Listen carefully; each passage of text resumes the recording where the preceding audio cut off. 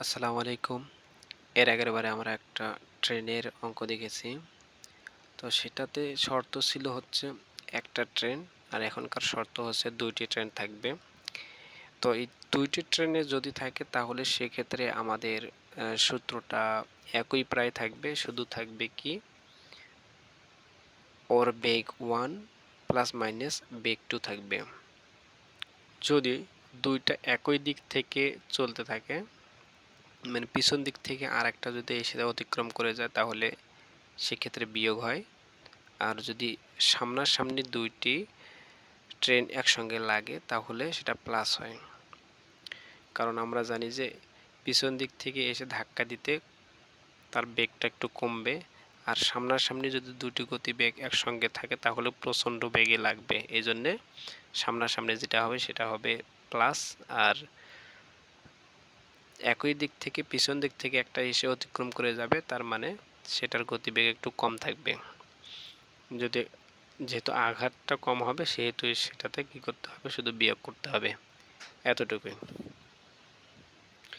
তাহলে এক্ষেত্রে দেখতেছি যে ২২০ মিটার দীর্ঘ একটি ট্রেন ঘন্টায় ৫০ কিলোমিটার যায়, আর একটা হচ্ছে ২৫০ মিটার দীর্ঘ একটি ট্রেন ৬০ কিলোমিটার বেগে যায়।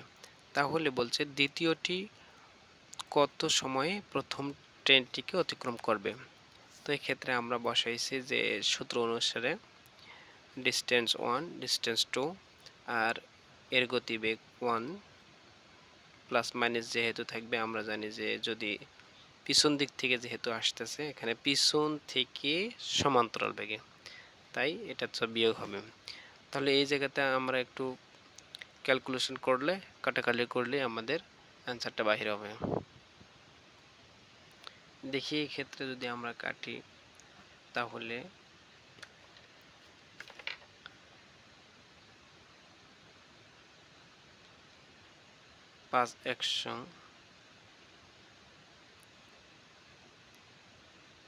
৫ দিয়ে যদি কাটি তাহলে ১০০, আর এখানে যদি ২ দিয়ে কাটি ২ ৫, আর এক্ষেত্রে আমরা যদি আবার কেটে নেই, কাজটা করি, তাহলে এখান থেকে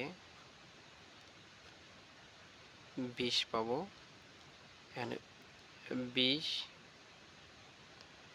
৫ ২০ ১০০,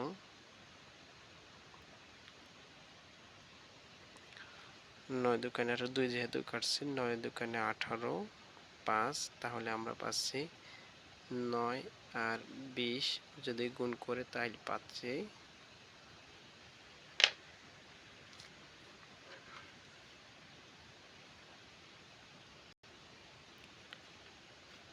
১৮০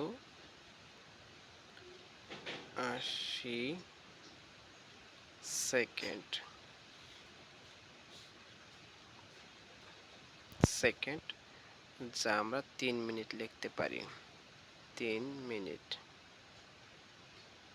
এটা হচ্ছে অ্যান্সার। তাহলে আমরা এটা অ্যান্সার পেয়ে গেলাম।